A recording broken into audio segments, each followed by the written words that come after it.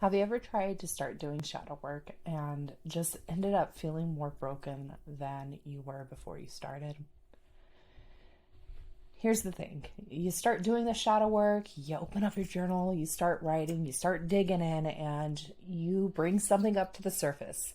Suddenly you are spiraling out, you're going numb, you're angry, you're crying, and you're just this huge mess. See, here's why. Shadow work doesn't just wake up your memories, it wakes up and activates your entire nervous system, and it can push you right back into that survival mode. And if you don't know how your nervous system reacts to that type of emotional intensity, shadow work can go from healing to very harmful really fast. So, in this video, we're going to break down what actually happens to your body when you do shadow work and how you can regulate yourself to facilitate healing so that you can feel safe and grounded through the process. So, let's get going.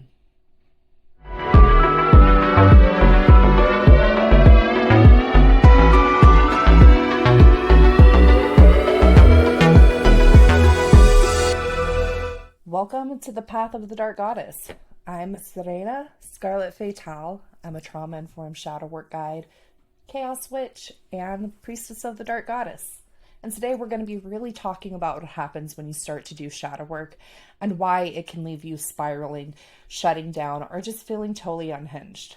So if you've ever tried to journal through your pain and just ended up in a full-blown nervous system meltdown, this video is for you, and let's get started to talk about why this happens and how you can prevent it. So first and foremost, we're going to talk about the nervous system, but not really in like a vague mind-body kind of way, but we're actually going to break down what it is. So yeah, this video is going to be very scientific. This video is going to break down some concepts and be very technical and stuff of that nature, but there's a reason why, and I'm going to share why this was a very important part for me in my journey. I was trying to do shadow work, and I actually spent a couple years reeling in circles, going round and around and just digging this stuff up, and I wasn't getting anywhere. I wasn't getting to the integration part. I was actually really befuddled at what that part meant during the shadow work, and I was missing a very important thing, and we're going to talk about what that is. But it was the key to unlocking a lot of healing and has taken me to a lot of different levels and really helped me out. And I'm so passionate about it because nobody told me this. Everybody said, do shadow work, you need to do your shadow work, but nobody told me how. Nobody warned me about this stuff. And it ended up just harming me for a very long time until I learned what we're going to talk about today. So, this nervous system, it is essentially a communication highway of your entire body and brain. So what it does is it allows you to sense the world, to feel emotions, to move your muscles, to breathe, to digest. It responds to danger. And if it's done correctly, it can unlock a lot of phenomenal healing as well. Now, at the highest level, your nervous system is divided into two main parts. We're going to break those down. The first one is called the central nervous system. We're going to call it CNS. CNS for short. So think of the CNS as like the CEO or the main office headquarters. So it includes your brain and your spinal cord, and it's responsible for making really big decisions, interpreting sensory data, as well as sending out instructions. So it's like the brain will get a report, it will decide what needs to happen, and then it tells the rest of the body on how to respond and what to do. So for example, if you touch something hot, your CNS will process that, ouch, and it will tell your hand to pull away really quick. It is your thinking, your processing, and the control center. But here's the thing, it can't run the whole show alone. And that's where the peripheral, I think I said that right, nervous system comes into play. And we're going to call that PNS for short. Yeah, I know. Get your head out of the gutter. It's going to sound, I'll try to enunciate properly, but I get going and talking, so just bear with me. So now that we have imagined that the CNS is the main office, the PNS is like the fleet of delivery drivers or field agents or messengers that are out in the world. And the PNS branches from the brain and the spinal cord to the entire rest of your body. And it connects the control center, that CNS, to your arms and legs, to your gut and lungs, to your heart and skin, and to your internal organs and more. So the PNS, what it does is it makes sure the brain knows what's going on inside of the body, but also in your environment. And then it makes sure that the body knows how to act based off of what the brain decides it needs to do. Now, you can also think, if this metaphor doesn't work well, we can break it down into like a tech network. The CNS is a server or a core processor, and then the PNS is like the wiring and devices, and it's constantly sending and receiving these signals, updates, and instructions. Or maybe like a forest ecosystem. The CNS would be like the sun and central life force, while the PNS is the mycelium. It's the underground network of connection that lets every root, leaf, and tree communicate with another. I don't know if that's a good metaphor or not. I just thought of it. So the question is, how do they work together? Well, they're in a constant dialogue. Kind of like a command and response loop, constantly processing information and sending information. So we're going to give this as an example. Step 1, the body feels something. You touch something hot, somebody raises their voice, or maybe a journal prompt cracks open a childhood memory. The PNS senses all of this, and it sends that information all the way up to the CNS, like a report flying into HQ. Then we go into step 2. The CNS, the brain, processes this input. So it interprets the message and it says, what do we need to do next? Are we safe? What does this mean? What do we got to do? And it makes a decision. Maybe that decision is you touch the hot stove and you have to pull back because that hurts. That there's pain receptors, and those pain receptors get notified and all of that. Or maybe you need to freeze. Maybe you need to fight. Maybe you got to shut down. Or maybe you got to breathe. Step 3. So the CNS, our brain, decides what it needs to do, and it sends that command back out into the PNS. And this message gets delivered back to the body. So your body, maybe you have to speed up your heart. Tense your muscles, you're flooded with adrenaline because you touched that stove and it's hot, and you have to pull your hand away. In some situations, maybe you collapse or you shut down, or you slow your breath down. Whatever it is, that PNS delivers that instruction to the muscles, to your organs, to your heart, to your lungs. It delivers it to everything.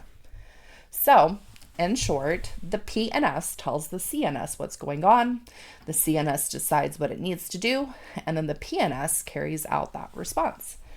It is always in that constant feedback loop. Your brain and your body are always scanning, always adjusting, always trying to help you stay alive. And when things are balanced, this system runs beautifully, and it helps you recover from stress, regulate emotions, and engage with life. Now that we have really talked about the PNS, we are going to talk about more details within it. So the PNS is broken up into kind of chunks as well. And we're going to talk about the first part, which is the ANS, the automatic nervous system. And what this is your body's survival control panel. So now that we have really zoomed into it, we're going to talk about one of the most important, I mean, they're all important, but in regards to what we're talking about and what we're doing, this is pretty important. So the automatic nervous system, the ANS, this is always running in the background silently. It manages all the things that your body does without you thinking, like your breathing, your heart rate, your digestion, your immune responses, sweating, blood pressure, all sorts of stuff. And it's kind of like your body's autopilot system. And it's always handling life-sustaining processes so that your brain can focus on other things like walking, talking, or doing your fucking taxes. So here's the kicker. The ANS is not just about physical upkeep. It also has your built-in threat detector, your emergency broadcast system, and it is always scanning the world around you as well as inside of you, and it's kind of asking one question: are we safe? Are we safe? Are we safe? And based off of that answer, it will send messages throughout your body telling you how to respond. Do we need to activate and defend ourselves? Do we need to slow down? Are we safe? So the ANS has two main branches. So we're going to zoom in more and go more into detail. So that ANS has the sympathetic nervous system and the parasympathetic nervous system, and they're always working together, and they have a little dance that they do. So we're going to first talk about the sympathetic nervous system. So this is the activation system. This is your fight or flight.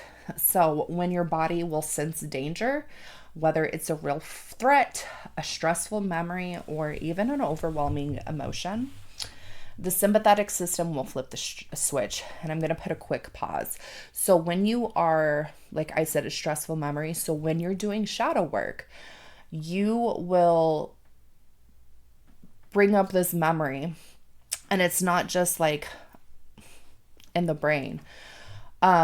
And the thing is about this SNS is that this memory comes back, and the SNS will shift back into the fight or flight mode, because the brain and the SNS don't know the difference between this is a memory and this is real life. All it does is just remember how it feels. And so your body will literally go back into that fight or flight because it thinks it's back in that system. It cannot consciously know the difference between the two. But it's like an internal alarm bell going off. So your body will start mobilizing the energy and do the things that it needs to survive. Heart rate will go up. Your breathing becomes quick and shallow. Maybe your pupils dilate so you can take in more light. Muscles tense, preparing so that you can move. Maybe you got to fight, maybe you got to run. It's figuring that out. So your blood will actually start flowing from the digestive system into your limbs, so that if you have to fight or flight, you can do it. And the digestion and rest and healing parts of your nervous system will take a back seat. So this may result in you feeling anxious, angry, panicked, restless, jittery, or on edge. And the system is literally just shouting out, we're under attack. We got to move. We got to react. We have to survive. That's all it cares about. And it's an incredible life-saving mechanism. And it is it's a very old system that has been evolved through time. You see a lot of other animals have a similar nervous system like this. It's very ancient. But it's there to protect you from danger in the wild.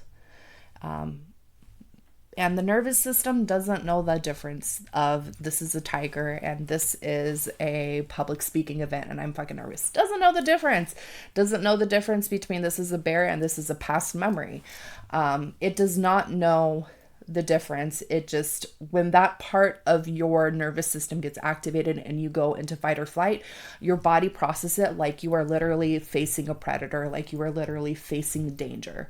Can't tell the difference. You consciously might, but your body reacts like you literally have to fight or flight or fight for your death. So like I said, here's the thing. If you've experienced trauma or chronic stress or compacted traumatic experiences where you have a lot of multiple experiences back to back or over a long period of time, the sympathetic nervous system gets stuck on high alert all the time. Even if you're just trying to journal or have a conversation or live your life, all of those events, it gets stuck on. And here's the thing. The nervous system is supposed to self-regulate.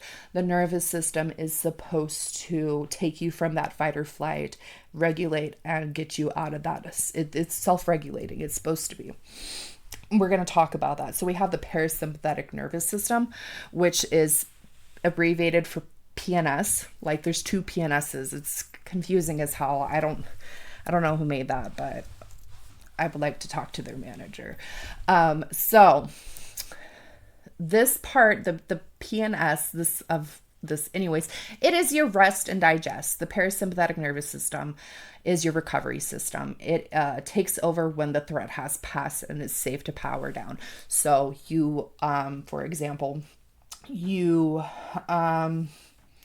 see a tiger and you're running and you get to safety, and this part, and once you've kind of hit that point, you're like, okay, I'm safe, I'm good, this parasympathetic nervous system will take over, and it will be that gentle reset that slowly allows you to calm down, and you can return to a state of balance.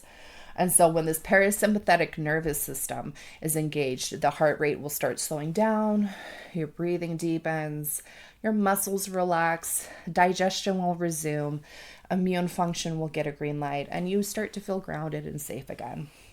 It's pretty much just your way of saying, okay, we're safe, we can rest, we can be in present, we can connect, we can heal. And this is why this nervous system, getting your nervous system and knowing how to regulate it is very important, because this is when you can start handling deep emotional work. This is where the integration happens. This is where you can self-reflect without harming yourself or spiraling out, and even doing like physical repair, spiritual connection. It's phenomenal. So here's the thing. These two are constantly, and they need to be in balance with each other. They dance together. They operate together. So we're going to do a little bit of a metaphor. So we think about the sympathetic nervous system as the gas pedal. Okay, stop, or I'm sorry. So if you push on that gas pedal, it's going to get you going, right? And the parasympathetic system is like the brake.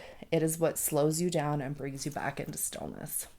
You need both to function. Both of them have great purposes. Both of them have great reasons why they're there, and they both need to be functioning. The sympathetic nervous system can help you get out of bed, set boundaries, take action, get up and, keep yourself safe, keep yourself alive. And the parasympathetic nervous system, this helps you sleep, it helps you digest, it helps you regulate emotions and connect with other people.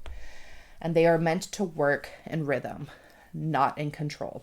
And we're going to talk about, after this other thing that I'm going to talk about, we're going to talk about this process and why trauma fucks this up. So, but first we're going to get into polyvagal theory, which is a really fun thing. So, polyvagal theory. Now that you understand sympathetic and parasympathetic branches of the automatic nervous system, we're going to go a little deeper with that. And we're going to kind of talk about how this lens and this theory and this concept has changed how a lot of people approach trauma, safety, and healing. So, polyvagal theory was developed by Dr. Stephen Porges. And polyvagal theory talks about how the parasympathetic system isn't really like one thing, it's layered. And each layer has evolved over time, first starting with those ancient survival instincts and eventually developed into more socially evolved functions. And so it can explain why you can go from calm and regulated to anxious and reactive to completely shutting down and feeling lifeless, sometimes within minutes. I know that's how it works for me sometimes. But it also explains why shadow work, spiritual practices, and emotional healing can sometimes leave you feeling just completely dysregulated. But let's kind of break down these three different nervous system states that are in polyvagal theory. So, I got talking.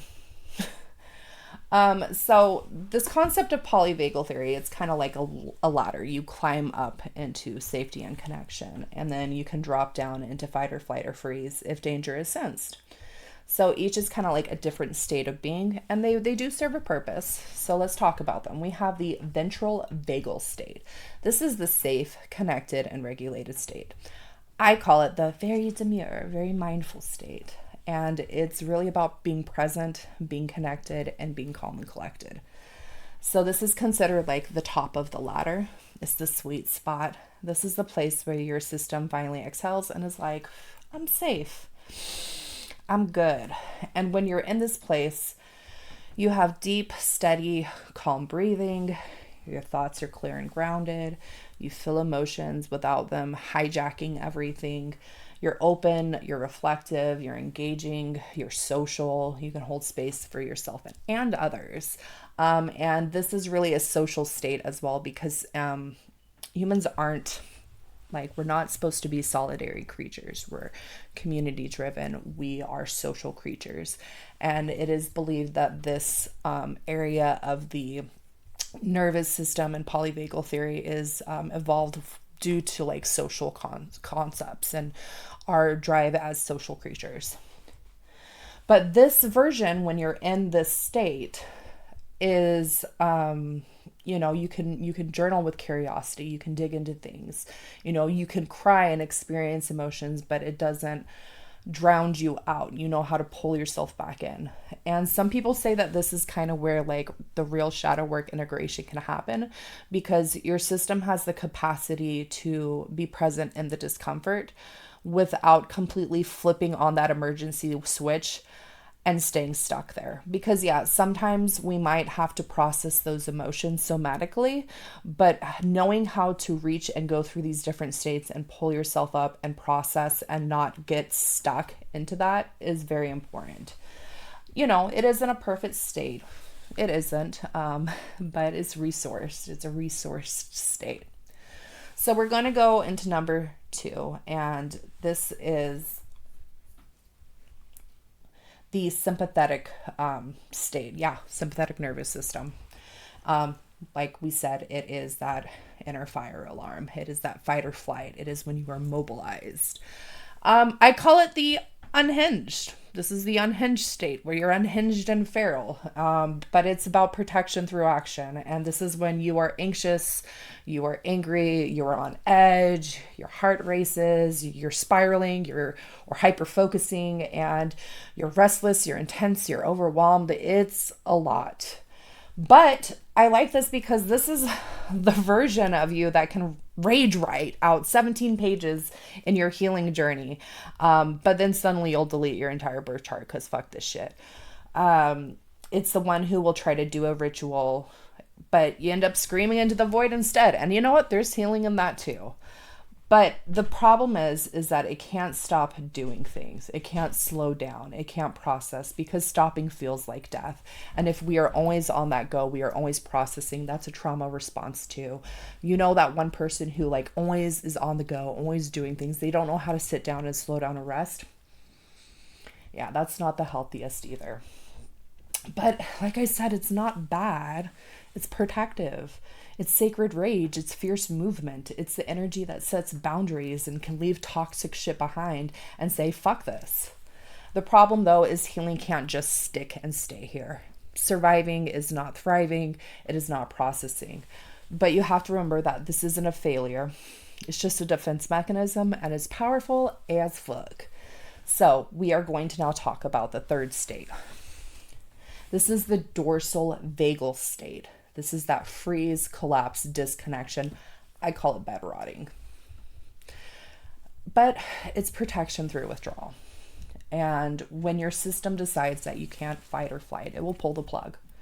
And your body will choose numbness over overwhelm, silence over screaming. And this is just where you just shut down.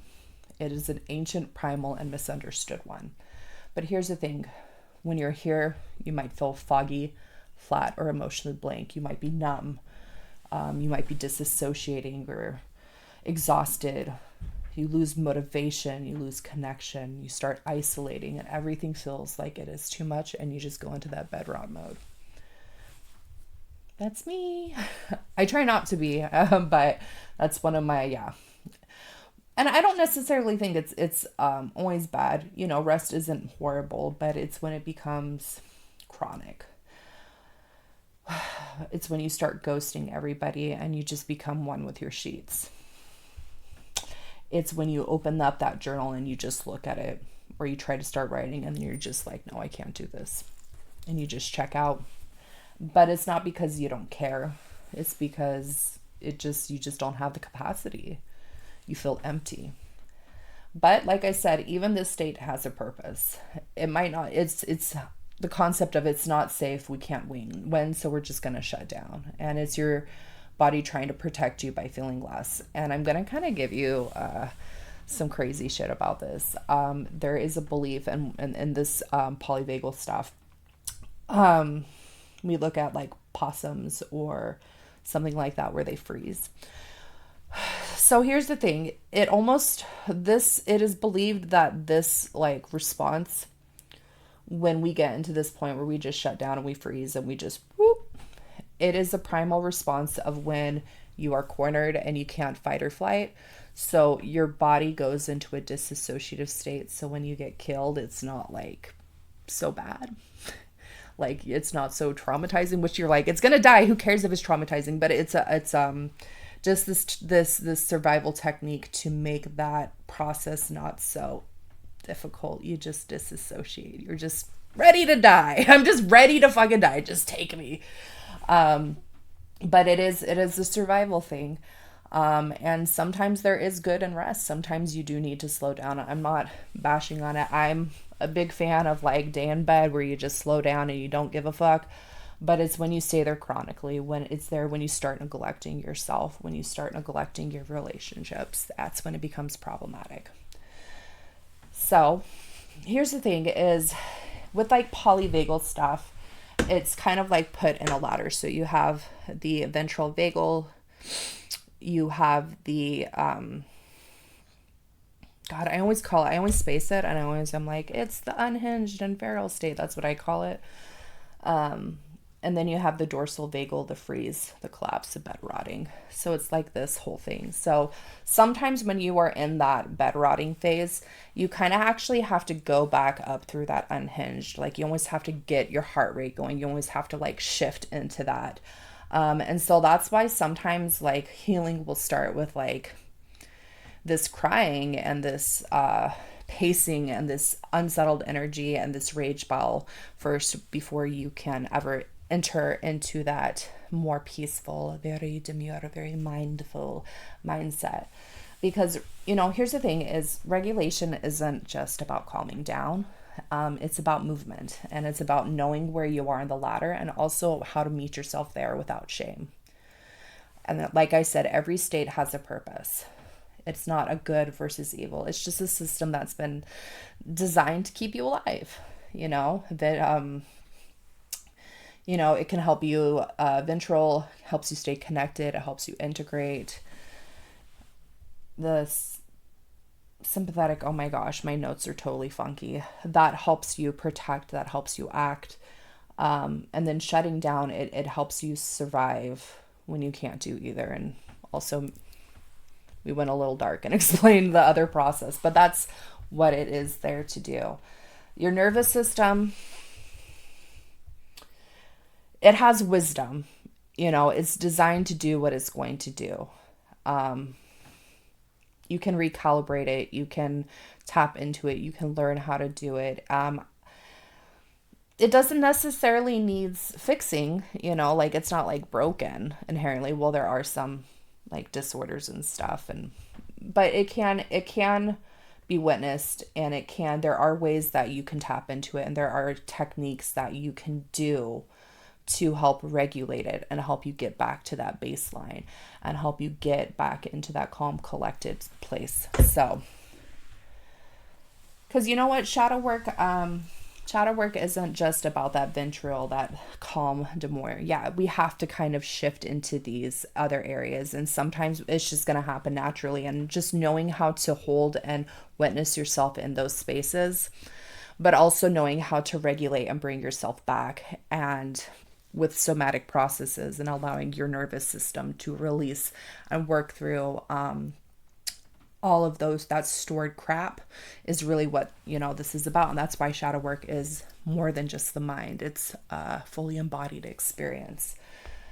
So I love it because shadow work is how you respond when you're unhinged, and learning how to hold space for that. It's learning how to hold space with how you speak to yourself when you are bed rotting.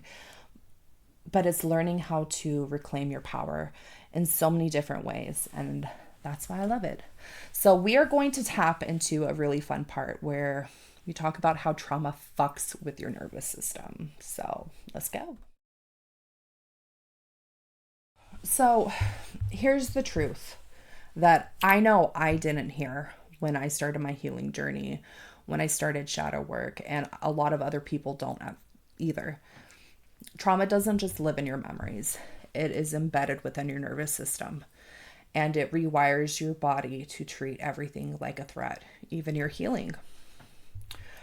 Especially if your trauma was chronic, developmental, happened in moments where you had no control and there was no way that you could get out of it. Your nervous system had to adapt fast and hard. And it had to learn how to prioritize survival over presence, protection over connection, and shut down over sensation. It had to do what it had to do. And when it becomes like this issue, because someone can witness and experience something that would be considered a traumatic experience, but if they give themselves the time to process it, it doesn't hold on like it could with other people. That's why trauma is subjective. That's why what one thing for one person might be a very traumatic event, another person not so much. Here's a great example. A car accident. Two people are driving in a car, they get in a car wreck. One person could have like super hardcore PTSD from that and like can't get in a car or can't drive, and the other person seems to walk off fine. Perfect example of how trauma can affect one person and another person differently, or what might be a traumatic event and leave someone feeling scarred. Another person could experience something very similar and be totally fine. It's crazy like that. So, but at the end of the day, your nervous system, your body, your brain, it did what it had to do to survive in that moment. And now you're here trying to unpack all the shadow work. You're trying to heal. You're trying to feel. And the very system that seemed to have kept you alive is now standing in your way. It's fighting you. So what do we do? So I'm going to just explain some things. Trauma trains your nervous system and your brain to expect the worst. And we're going to be real with it. Trauma can turn your nervous system into a paranoid security system. You are hyper alert, you are overreactive, you are scanning for threats.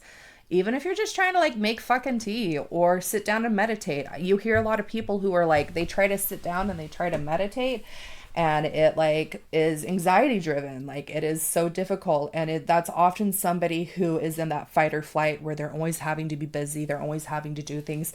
And sitting down and slowing down feels so unsafe for them.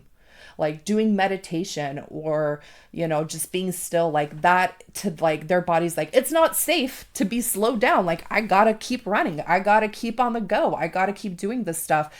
And so sometimes meditation is really hard for people at first and they have to do more like movement stuff. I can get into that later if people want, but yeah, it sucks because instead of your nervous system regulating you for connection or creativity, your body is always braced. It is always on, always prepared, always armored. You don't get to relax. You're waiting for the next blow. You don't get to process these emotions. You mute them, you stuff them, or maybe you just explode all the time. You don't trust safety. You just trust the calm because it used to be that calm always came before the chaos. You don't trust connection, so you perform, you appease, you control, or you just fucking disappear. Because if being silent kept you safe, your body could flinch at having to speak the truth. If freezing helped you avoid pain, your system now shuts down when anything feels too intense. And if being hypervigilant has helped you avoid punishment, your whole life becomes this constant process of having to scan for danger. And that's how trauma becomes your template. And it becomes your baseline because peace is not a thing. It's always about being in preparation. Because trauma creates these loops. And one of the wildest things about trauma is that your nervous system, like I said, it doesn't know time. It doesn't just know that, hey, this traumatic event happened on this day at this time. And when it comes back, I know this. Like, no, it stores them as felt experiences, sensations, sounds, flashes, body memories. And so if something in the present moment might emotionally feel similar to your past, your body doesn't ask if it's real or rational. It just reacts. So suddenly you feel powerless. And if you feel powerless, you're chest tightens, if you feel unseen, you feel it in your stomach. If you're trapped, your heart is racing. If you feel unworthy, you lose your voice. If you're exposed, you disassociate. It's almost like your body has this playlist of past traumas. And when you do that, shadow work presses play.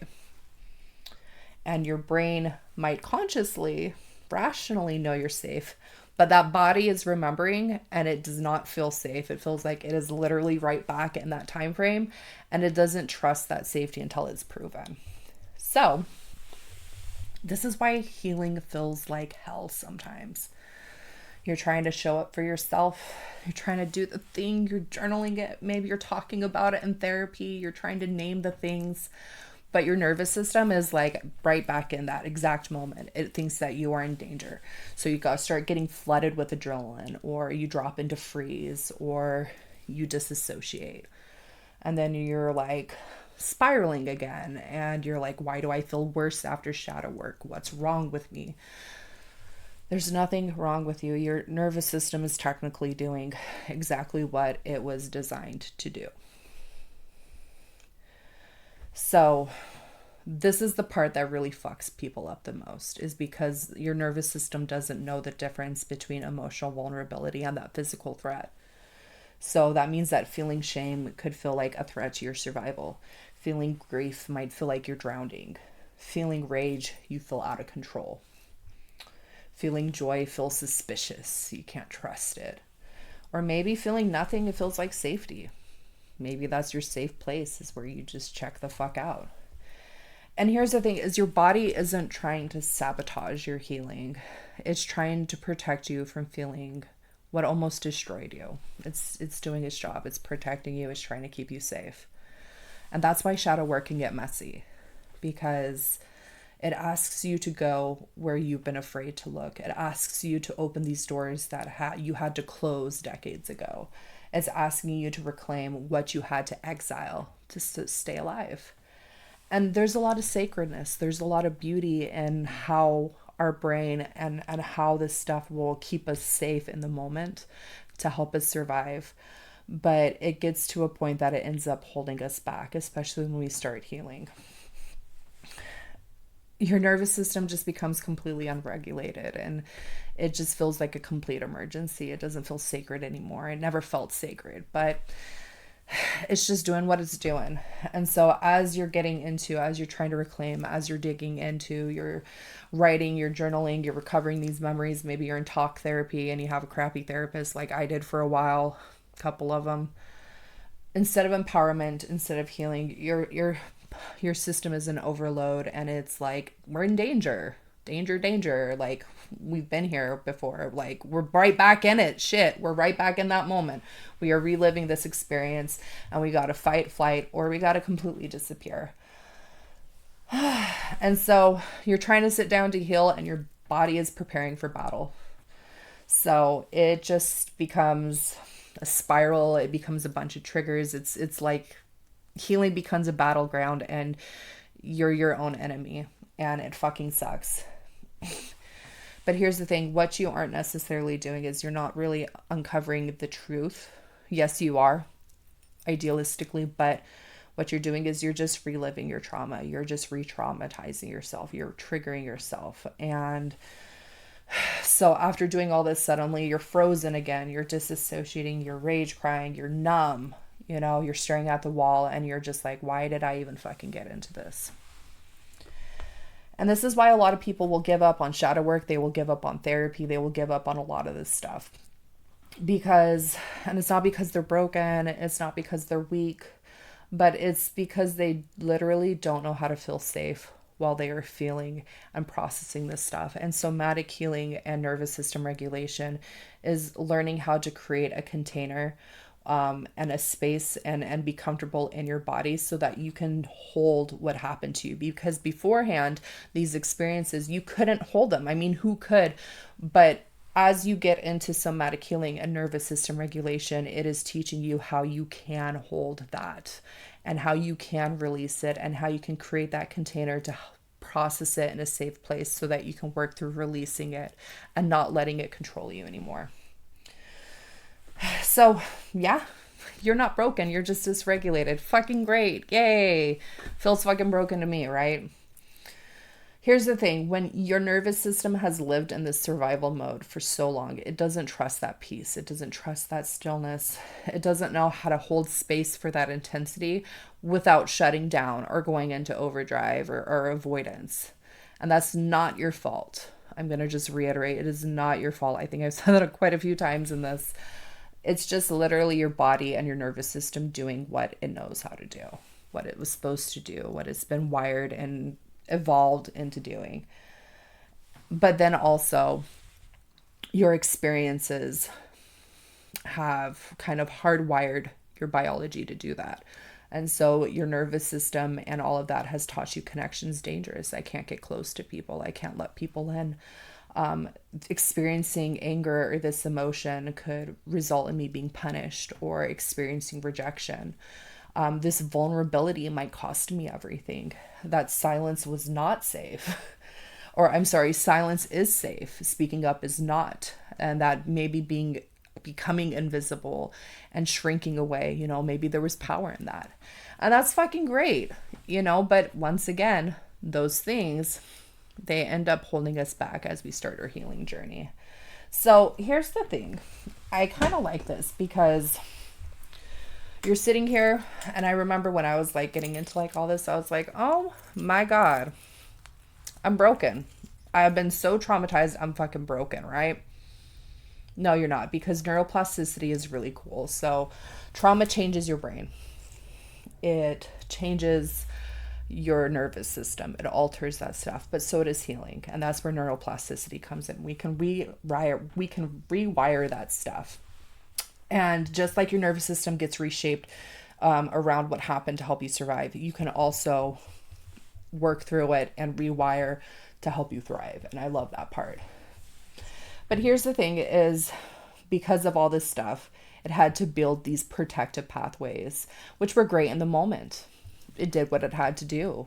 And we love that for ourselves. We love that our body and our mind had to do what it had to do to keep us safe. But those same pathways that we have been operating in for so long, they make it hard to shift out of it. But those pathways, that neuroplasticity, those neural pathways, that's kind of what our default becomes. But we can create new pathways through healing. We can create new neuron connections and stuff. And that way it becomes easier to be present with your pain, to make better choices, to stop self-sabotaging, to stop doing those things that your brain had to create and had to do to keep you safe for so long. So that's the thing, is a lot of healing really does, like the talk therapy, the journal, the analyzing, the rationalization, and that doesn't help. That's not, that's where people stop. And I know a lot of people who have re-traumatized themselves because of just talk therapy, because unfortunately the psychology field and a lot of psychologists and therapists out there are not trauma informed because, well, they weren't taught it in school, because the information that I talk about, somatic and nervous system regulation healing, it is pretty new. And not all therapists were taught that in school, and there's still some that don't. And so when you meet a trauma-informed therapist, they found this information after they left school, and they had to pay, once again, out of pocket for it. So just kind of keeping that in mind, that a lot of therapists, well, not a lot, but there's just therapists out there who don't have this information. They're not trauma-informed. And when they keep telling you to go through, to feel it, to push through, to kind of have you keep talking about it, it ends up just being damaging, because without regulation, you're just re-traumatizing your body in a prettier container. And the key is not to force your way through. The key is to retrain your system to believe that safety is real and that healing doesn't have to hurt. Emotion doesn't equal danger anymore. And thanks to the same neuroplasticity, the ones that helped you survive, we can rebuild those new pathways. So instead of having neural pathways that lead to shutdown or chaos, you have neural pathways that are into grounding, that react differently, that have healthier routines, and embody healing. So, woo! Woo! That was a lot. We're going to get into the good part here, and we're going to actually start talking about how different ways that you can regulate your nervous system. So let's get to it.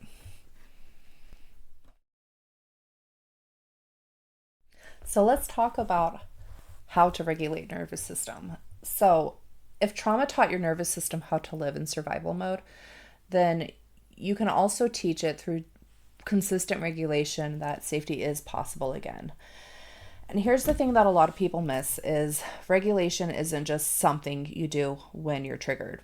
Obviously do it when you're triggered, but it's something that if you build into your daily life, like brushing your teeth or drinking water, it can help you immensely. And it doesn't have to be dramatic or fancy. It just needs to be really intentional and consistent, like rituals. And the more that you start teaching your body how to experience safety and regulated moments, the easier it can be for your nervous system to recognize it as home.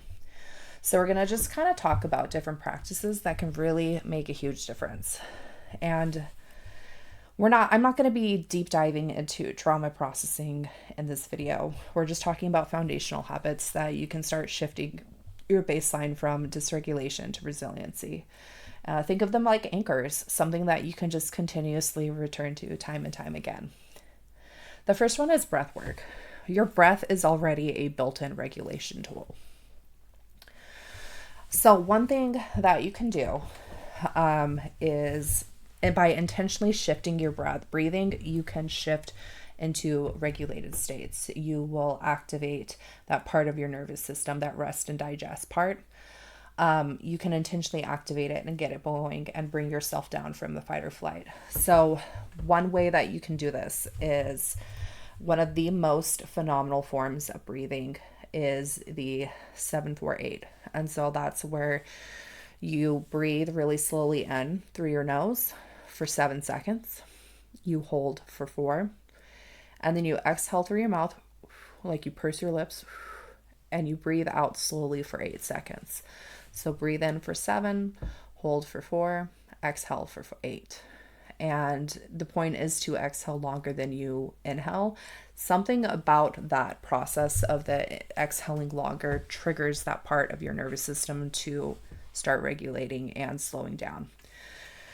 Now you can also sigh or hum or take these audible breaths to release the tension.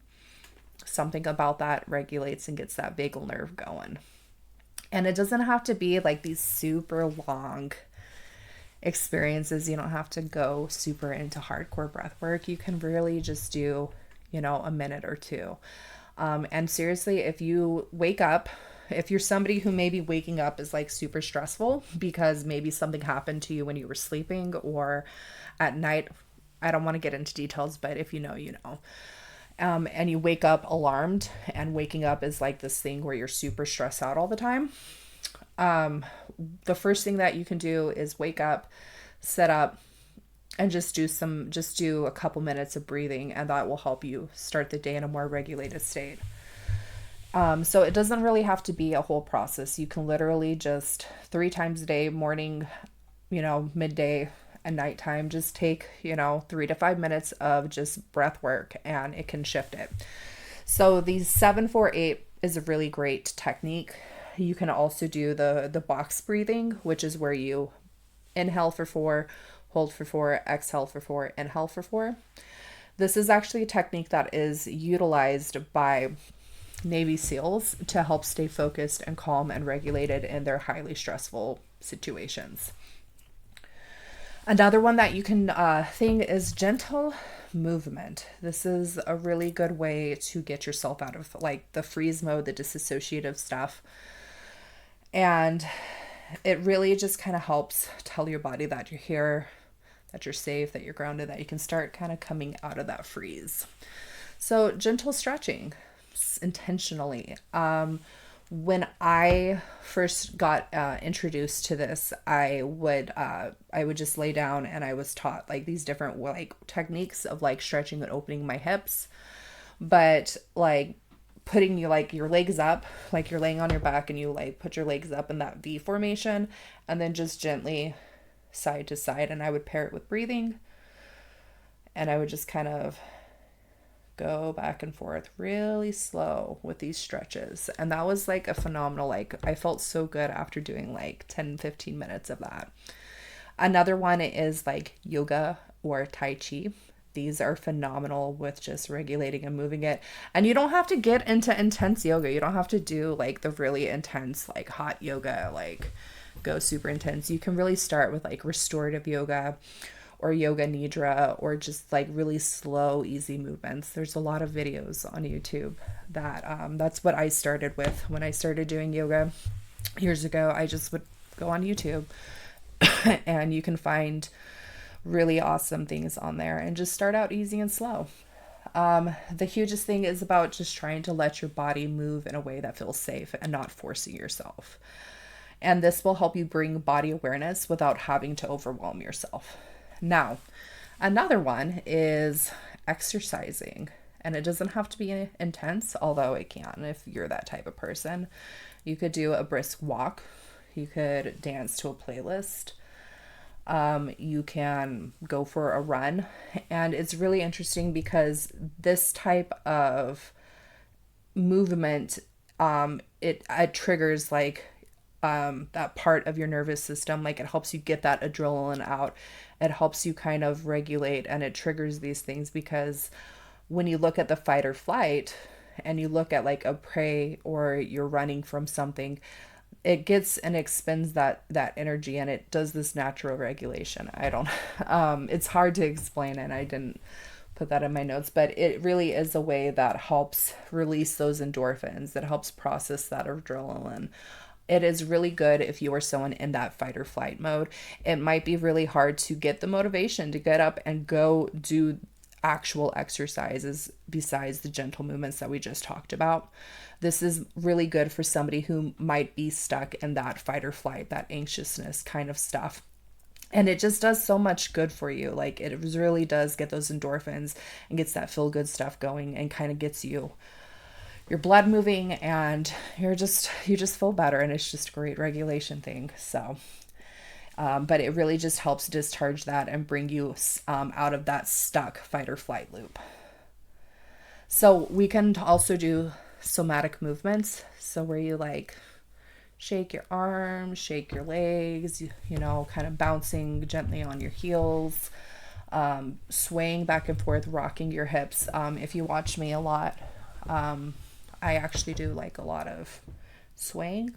I go back and forth and really just kind of feel like my seat, like what I'm sitting on, just getting into fluid movements. This stuff is rocking, this rocking and swaying. It's triggers something that like reminds you when you're in the womb and the safety of it. It's pretty cool. Rolling your shoulders. I know somebody who will like, when they're working through like anger stuff, they'll stomp around, they'll start stomping, and that's kind of like a somatic release.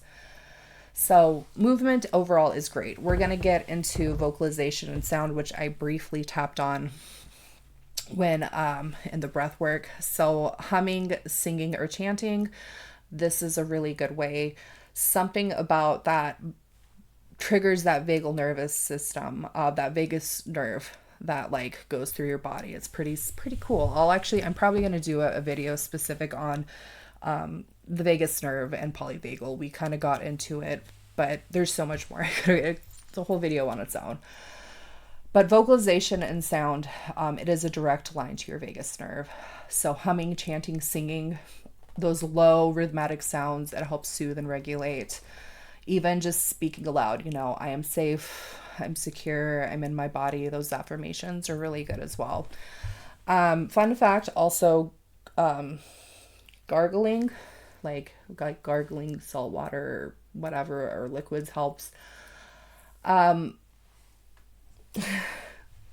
so does like initiating your gag reflex. So like that also, something about the gag reflex is thought to be indirect with your vagus nervous system.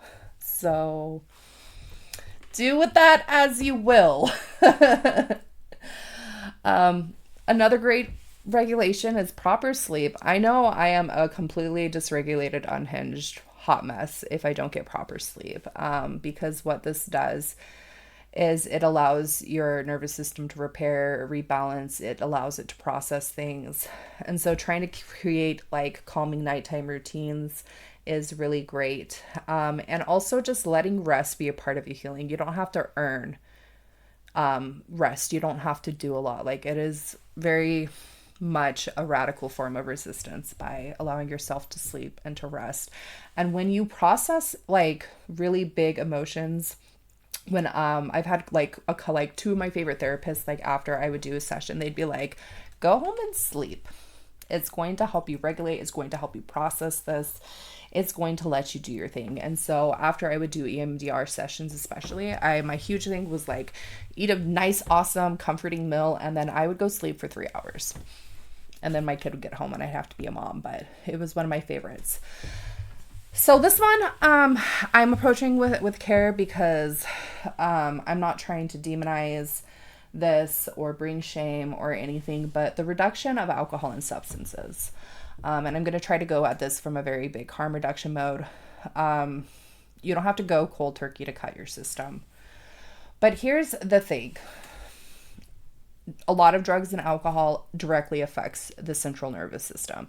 It directly affects your nervous system. It will create anxiety when you are coming down.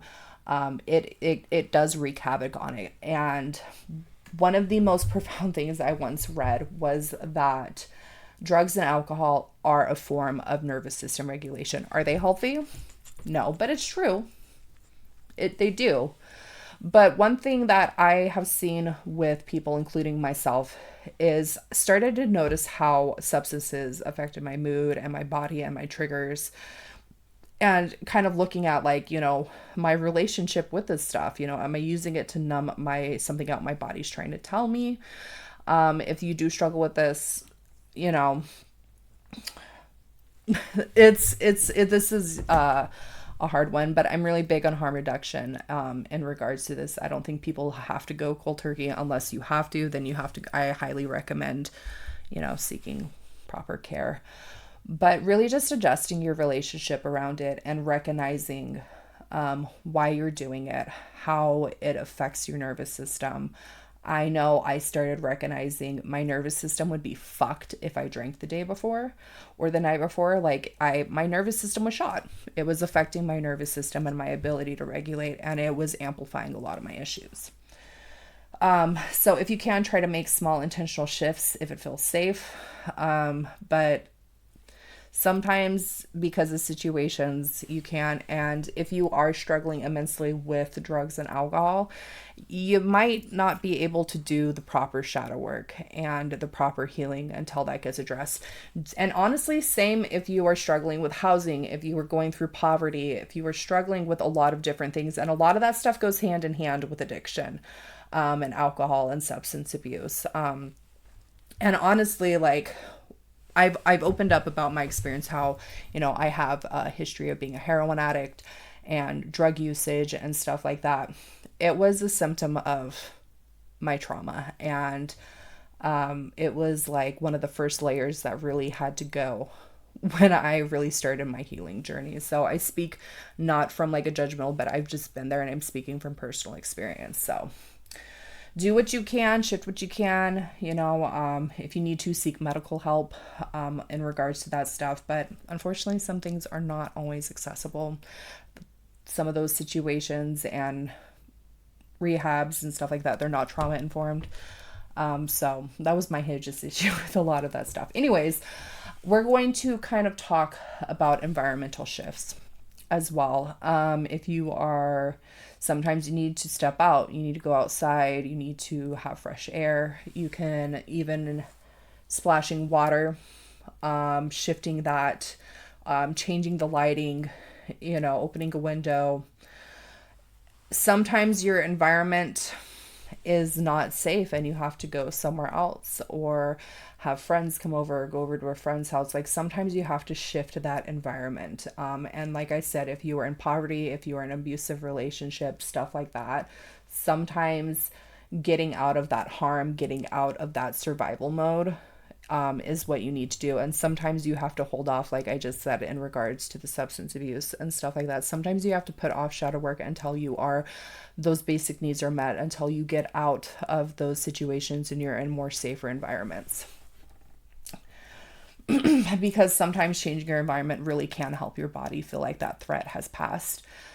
Even if that threat is just emotional work. Like I know sometimes when I'm going through deep work, I need to get out of my house. I need to go see friends.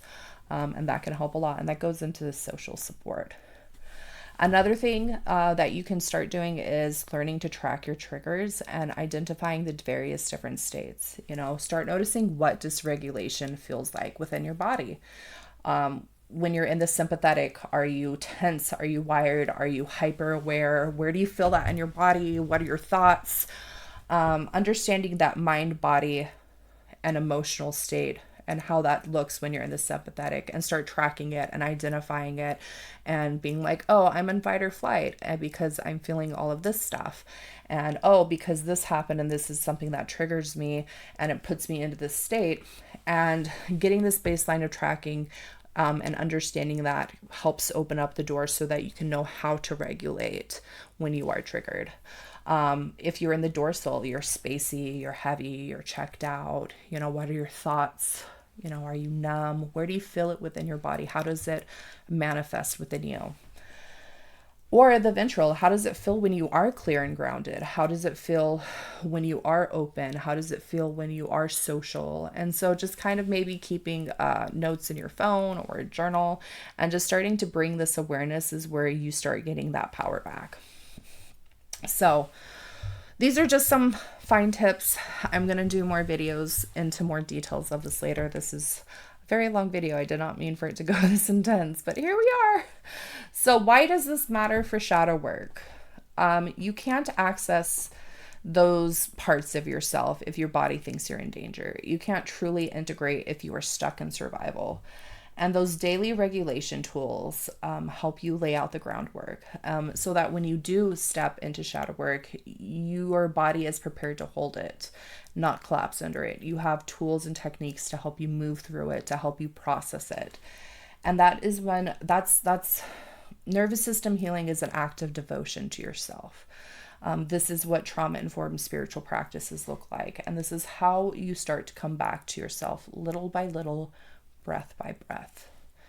So I just want to remember to go slow down. You don't gotta rush this shit.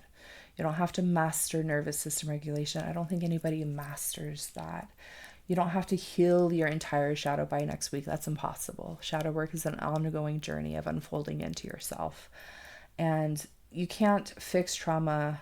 You can't undo years of trauma in one night. It is a journey, it is a process, and it's about creating safety. It's about retraining your body that has spent years just bracing for that impact and believing that it is finally okay to just fucking breathe.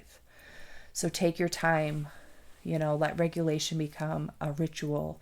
Let safety become a sensation that you practice, not something that you have to earn. And it starts with one breath, one small choice, one safer step. And I just want to let all of you know that you're not behind. You're building a foundation that will actually hold you so that this deeper work can start in a safe manner. So shadow work isn't just spiritual, it's emotional, it's physical, it affects us in so many different ways. And it lives within your body. It is a somatic experience. And when you learn to regulate your nervous system, the work becomes safer, becomes more sustainable, it becomes more sacred. Because you're not just confronting your shadows, you're reclaiming your body's safety in the process. So with that said, if you want more support, if you want to learn more about this, get into some trauma-informed witchcraft and shadow work, make sure to make sure to follow my page, like this video, and we're going to just start going deeper into this. And yeah, let's get some live sessions, guided practices, and all that fun nervous system support with me. So like I said, if this video helped you, make sure you like and subscribe and join me here every week. I drop 2 videos a week. And then on Sundays, I'm going to start doing meditations to help support your nervous system, help you teach techniques and all sorts of fun stuff. So If anybody needed to hear this today, I want you to know that you're not too much. You're not broken. You are learning how to be with your body in a world that taught you it was safe not to. And that right there is fucking powerful. I will see you guys in my next video.